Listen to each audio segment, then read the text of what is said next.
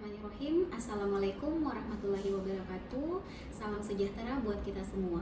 Kenalkan, saya Rizka Mayansari, SKM MPH. Saya merupakan salah satu dosen tetap Prodi S1 Gizi Fakultas Ilmu Kesehatan Universitas Sulawesi Barat. Pada kesempatan kali ini, saya akan menjelaskan pernyataan diri dosen unjuk kerja Tridharma Perguruan Tinggi PDD UKT-PT di bidang pengajaran. Pada semester genap tahun akademik 2022-2023, saya dipercayakan untuk mengampu mata kuliah Teknologi Pangan dan Gizi. Adapun kode mata kuliah Pang Gizi adalah GIS 4133. Mata kuliah Teknologi Pangan dan Gizi merupakan mata kuliah wajib prodi dengan bobot 3 SKS yang terdiri dari 2 SKS teori dan 1 SKS praktik dan berada pada semester 6. Dalam melaksanakan kewajiban sebagai dosen, saya telah menerapkan Tridharma Perguruan Tinggi, yaitu pengajaran, penelitian, dan pengabdian.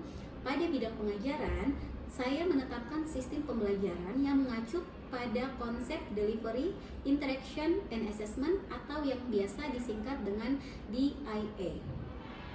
Aspek delivery adalah dosen menyediakan dan menyampaikan berbagai macam literatur dan materi pembelajaran sehingga dapat diterima oleh mahasiswa.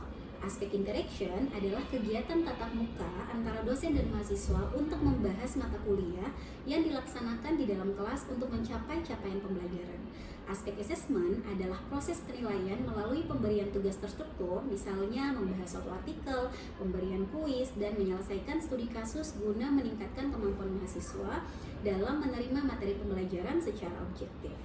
Baik, saya akan menguraikan satu persatu terkait konsep pembelajaran saya. Mata kuliah Teknologi Pangan dan Gizi membahas konsep dasar dan penerapan berbagai teknik penanganan pengolahan, pengawetan, dan penyimpanan bahan pangan, meliputi kerusakan bahan pangan dan cara pengendaliannya, pengaturan suhu, perebusan, penggorengan, pendinginan dan pembekuan, pengasapan, sistem jaminan halal, iradiasi, fermentasi, bahan tambahan pangan, food packaging, serta pengembangan produk dan metode sensoris atau uji organoleptik. Pada aspek delivery, materi yang saya sajikan mengacu pada capaian pembelajaran lulusan dari mata kuliah Teknologi Pangan dan Gizi. Seluruh CPL harus sejalan dengan profil lulusan prodi.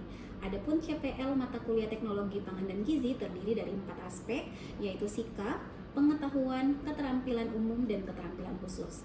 Aspek sikap terdiri dari 5 kompetensi, yaitu bertakwa kepada Tuhan Yang Maha Esa dan mampu menunjukkan sikap religius, menjunjung tinggi nilai kemanusiaan dan menjalankan tugas berdasarkan agama, moral, dan etika, menghargai keanekaragaman budaya, pandangan agama, dan kepercayaan serta pendapat atau temuan orisinal orang lain, menginternalisasi semangat kemandirian, kejuangan, dan kewirausahaan. Aspek pengetahuan terdiri dari 3 kompetensi, yaitu menguasai teori dasar ilmu gizi, pangan, biomedik, patofisiologi, humaniora, penelitian kesehatan masyarakat, dan pengetahuan tentang pelayanan gizi dan kewenangan ahli gizi dalam sistem kesehatan nasional dan sistem ketahanan pangan dan gizi nasional untuk dapat memformulasikan pemecahan masalah gizi perorangan, kelompok, dan masyarakat melalui penilaian status gizi. Menguasai manajemen pelayanan gizi secara profesional kepada masyarakat baik secara individu maupun kelompok, menguasai sistem penyelenggaraan makanan dan institusi, dan mengembangkan rencana bisnis untuk program, produk, dan layanan gizi. Aspek keterampilan umum terdiri dari 3 kompetensi, mampu menerapkan pemikiran logis, kritis, sistematis, dan inovatif dalam konteks pengembangan atau implementasi ilmu pengetahuan dan teknologi yang memperhatikan dan menerapkan nilai humaniora yang sesuai dengan bidang keahliannya, mampu mengkaji implikasi pengembangan atau implementasi ilmu pengetahuan teknologi yang memperhatikan dan menerapkan ilmu humaniora sesuai dengan keahliannya berdasarkan kaidah, tata cara, dan etika ilmiah dalam rangka menghasilkan solusi, gagasan, desain, atau kritik seni. Mampu mengambil keputusan secara tepat dan konteks penyesuaian masalah di bidang keahliannya berdasarkan hasil analisis informasi dan data. Aspek keterampilan khusus terdiri dari 3 kompetensi, yaitu mampu mengelola pelayanan gizi promotif, preventif, kuratif, dan rehabilitatif, serta mampu beradaptasi pada kondisi sumber daya terbatas, mampu mengaplikasikan prinsip-prinsip ilmu gizi dalam pemecahan masalah gizi perorangan, kelompok, dan masyarakat melalui penilaian status gizi, mampu mengelola penyelenggaraan makanan pada institusi, dan mengembangkan rencana bisnis untuk program, produk, atau layanan gizi dengan menerapkan konsep-konsep manajemen.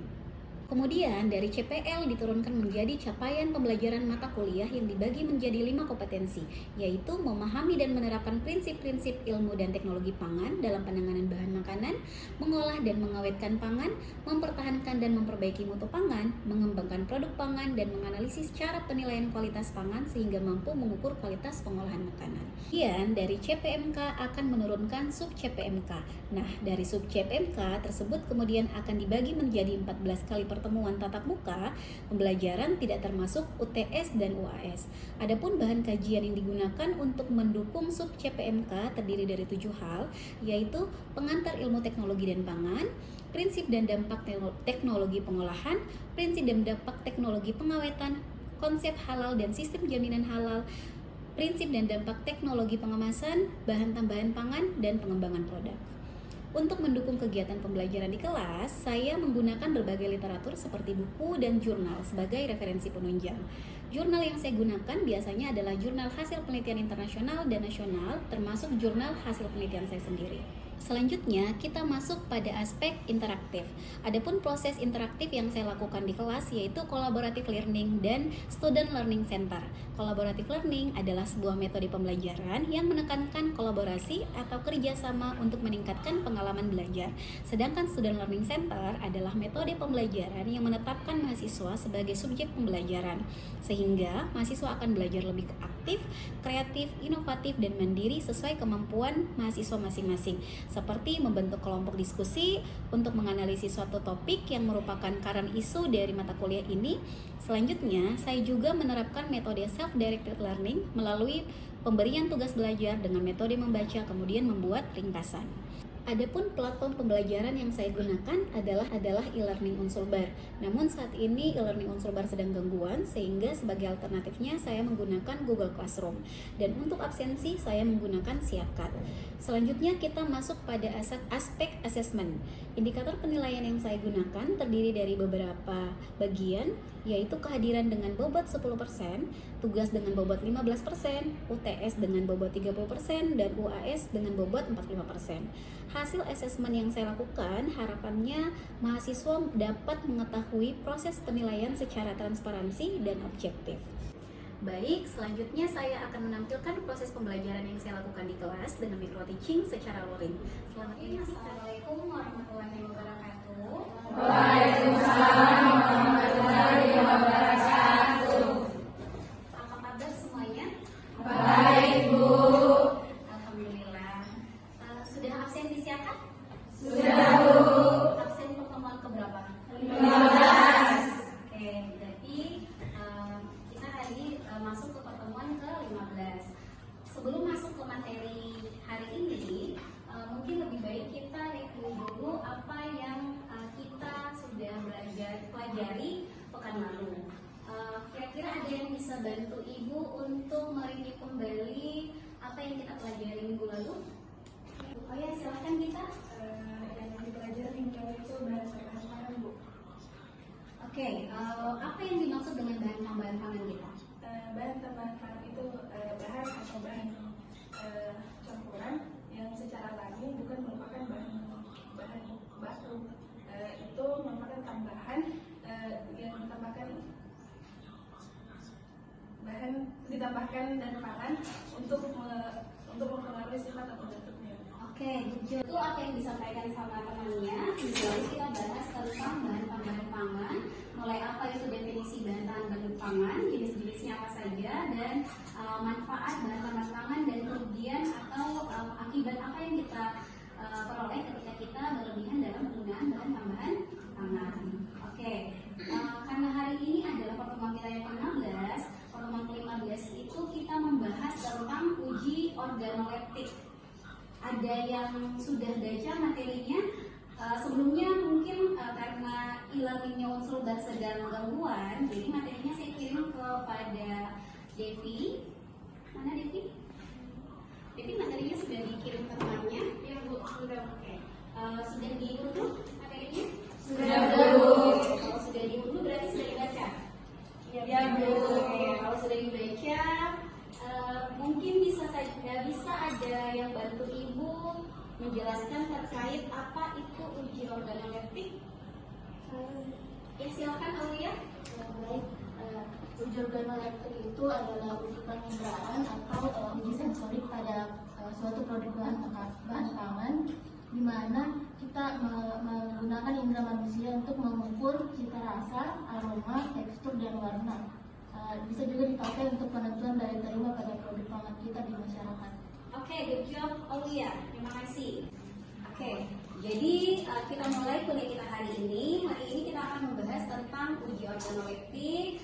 Untuk tujuan pembelajarannya, setelah kita selesai kuliah, diharapkan kalian bisa lebih memahami tentang apa itu definisi uji organoleptik, syarat dan tujuannya seperti apa, kemudian kita bisa membedakan jenis-jenis panelis itu terbagi atas beberapa jenis. Kemudian yang terakhir adalah kita bisa mengetahui dan memahami bagaimana persiapan dalam melakukan uji organoleptik.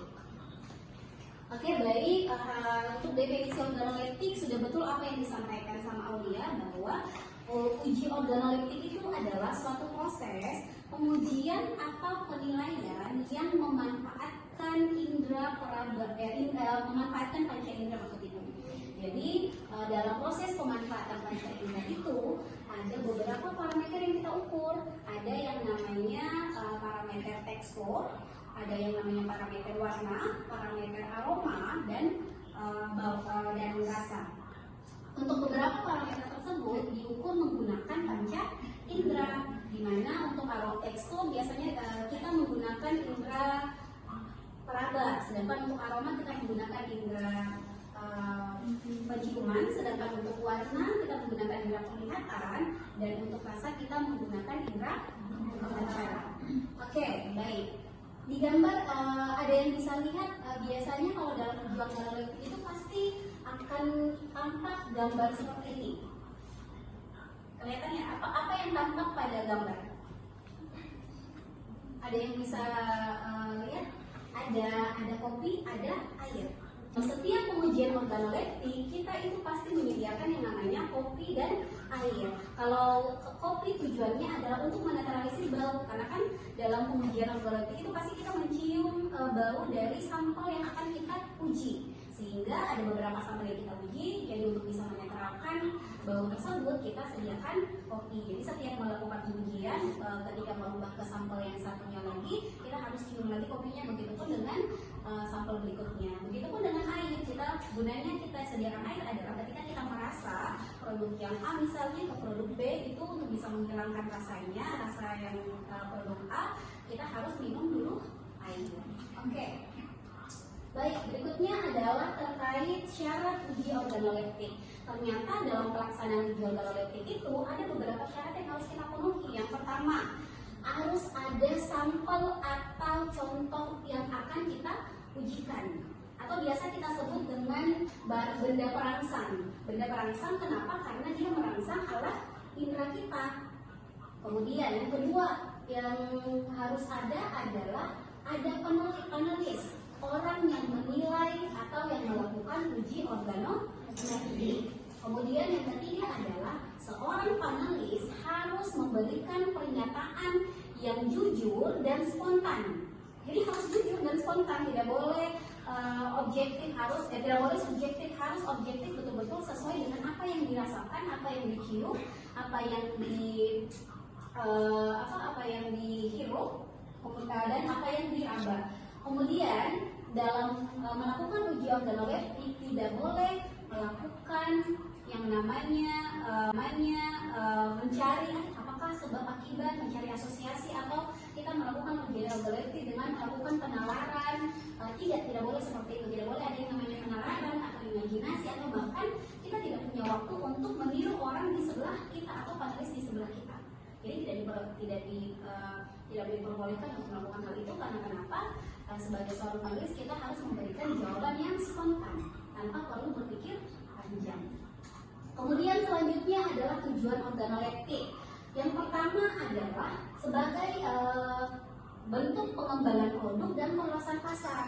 Misalnya ada suatu individu yang ketika dia mau meneliti, atau suatu kelompok atau suatu perusahaan yang ketika dia ingin membuat produk baru, misalnya produk buatannya adalah permen yang dibuat misalnya rasanya awalnya cuma satu, misalnya cuma rasa apel misalnya, Kemudian untuk bisa mengembangkan produknya menjadi lebih besar, biasanya dia menambah rasa anggur misalnya, kemudian melon. Jadi untuk bisa mengembangkan produknya menjadi beberapa rasa, dia harus melakukan uji organoleptik. Kemudian yang kedua, ternyata uji organoleptik itu juga berfungsi atau bertujuan sebagai melakukan pengawasan mutu, baik itu pada bahan mentah ataupun untuk produk maupun untuk barang yang diperdagangkan. Jadi fungsinya apa? Jadi kalau misalnya kita melakukan uji organoleptik pada bahan mentah yang akan menjadi bahan dalam produk yang akan kita buat, itu bisa kita mengawasi mutunya apakah kualitasnya masih dalam keadaan segar atau tidak. Sehingga kalau kita bisa melakukan uji organoleptik sebelum diolah, itu bisa menghasilkan produk yang sesuai dengan selera konsumen. Oke, baik, selanjutnya terkait persiapan uji organoleptik, ada beberapa hal yang harus kita siapkan dalam uji organoleptik. Yang pertama adalah panelis, seperti yang sudah disampaikan sama Ika tadi. Kemudian yang kedua, setelah kita punya panelis, kita lakukan yang namanya seleksi panelis. Setelah kita seleksi panelis, kemudian kita harus sediakan laboratorium pengujian. Jadi sebenarnya laboratorium dalam melakukan uji organoleptik kita sudah harus punya ruangan sendiri yang namanya laboratorium pengujian. Kemudian kalau sudah disediakan laboratoriumnya, yang perlu disediakan dan tidak kalah penting adalah harus disediakan contoh atau sampel yang akan kita ujikan. Oke, kita bahas satu-satu terkait persiapan apa yang harus dipersiapkan dalam melakukan uji organoleptik. Yang pertama adalah panelis. Betul sekali apa yang disampaikan sama Ika. Panelis adalah orang yang terlibat langsung dalam proses uji organoleptik, yang tugasnya adalah memberikan kesan subjektif terhadap sampel atau contoh yang kita ujikan. Selanjutnya kita masuk kepada tahap seleksi panelis. Jadi ada beberapa tahapan dalam seleksi panelis. Ada wawancara, di mana dalam wawancara ini bisa dilakukan secara tanya jawab langsung atau bisa menggunakan kuesioner. Tujuannya adalah untuk bisa mengetahui latar belakang pendidikan dan status kesehatan dari calon panelis. Setelah dilakukan wawancara, kita masuk kepada tahap penyaringan, di mana dalam tahap penyaringan ini dilakukan untuk bisa mengetahui bagaimana tingkat kejujuran, kemudian tingkat kepercayaan dirian dari panelis. Kemudian dalam tahap penyaringan ini diperlukan untuk bisa melihat bagaimana tingkat kepekaan awal dan khusus dari panelis. Setelah dari tahap penyaringan, kemudian kita lakukan yang namanya tahap pemilihan. Dalam tahap pemilihan biasanya sudah dilakukan uji sensori. Uji sensori ini tujuannya untuk bisa menilai bagaimana kepekaan dan konsistensi calon panelis dalam menilai. Selanjutnya setelah tahap pemilihan baru kita masuk ke tahap latihan. Kalau tahap latihan sudah jelas diberi beberapa latihan tertentu untuk bisa meningkatkan kepekaan dan konsistensi calon panelis dalam menilai, hal itu kepekaannya kepekaan umum ataupun kepekaan khusus, baik itu kepekaan maupun juga pengetahuan dilatih. Kemudian selanjutnya adalah uji kemampuan. Uji kemampuan ini adalah setelah calon, kemudian kita lakukan yang namanya tahap pemilihan. Dalam tahap pemilihan biasanya sudah dilakukan uji sensori. Uji sensori ini tujuannya untuk bisa menilai bagaimana kepekaan dan konsistensi calon panelis dalam menilai. Selanjutnya setelah tahap pemilihan baru kita masuk ke tahap latihan. Kalau tahap latihan sudah jelas diberi beberapa latihan tertentu untuk bisa meningkatkan kepekaan dan konsistensi calon panelis dalam menilai, hal itu kepekaannya kepekaan umum ataupun kepekaan khusus, baik itu kepekaan maupun juga pengetahuan dilatih. Kemudian selanjutnya adalah uji kemampuan. Uji kemampuan ini adalah setelah calon panelis diberi latihan-latihan tertentu dalam beberapa kali pelatihan, kemudian panelis diberi kesempatan untuk melakukan uji terhadap baku atau standar, sehingga kita bisa lihat tingkat kepekaan dan konsistensinya semakin meningkat atau tidak. Itu yang dalam proses seleksi panelis. Kemudian selanjutnya laboratorium pengujian, seperti yang kalian lihat dan sudah paparkan tadi, laboratorium pengujian yang terstandar harusnya punya bilik. Kalaupun kita dibatasi sama fasilitas kita tidak memadai, kita bisa akali dengan memisahkan antara panelis satu dengan panelis yang lain, diberi jarak. Jadi ada jarak antara panelis satu dengan panelis yang lain. Kemudian syaratnya syarat dalam proses pengadaan atau persiapan laboratorium ujian. Yang pertama, ada yang namanya ruang persiapan, ada ruang pencicip, dan ada ruang tunggu atau diskusi. Ruang tunggu atau diskusi ini diperuntukkan kalau panelisnya lebih dari 3 sampai 5 orang, lebih dari 3 orang, karena biasanya kan ada diskusi untuk bisa menentukan hasil akhir. Kemudian bagian dapur itu pastikan harus selalu bersih dan punya sarana yang lengkap untuk bisa kita lakukan uji organoleptik. Kemudian yang ketiga adalah ruang pencicip mempunyai persyaratan terisolasi dan kedap suara sehingga dapat dihindarkan komunikasi antar panelis. Ini yang sering terjadi kalau ibu dulu kalau misalnya saya punya beberapa penelitian dan pengabdian yang memerlukan tahapan organoleptik, sehingga yang biasa kita hadapi di lapangan itu adalah ini, karena kami tidak mampu, ada beberapa penelitian yang kami tidak mampu menyediakan ruang yang memadai, sehingga yang bisa disediakan adalah hanya kita mengatur jarak antara panelis satu dengan panelis yang lainnya. Tetapi seharusnya yang terstandar itu adalah kalau misalnya dalam suatu melakukan uji organoleptik itu harusnya ada bilik atau ada jarak yang betul-betul yang memang tidak bisa antara panelis satu dengan panelis lainnya itu bisa melakukan komunikasi. Kemudian yang berikutnya adalah suhu ruangan itu harus sejuk, karena kenyamanan dalam pengujian organoleptik itu adalah syarat utama juga. Penting sekali untuk membuat panelis kita merasa nyaman. Tidak hanya suhunya, tetapi pencahayaannya juga. Pencahayaannya yang baik dan netral, karena dapat mempengaruhi warna komoditi yang diuji.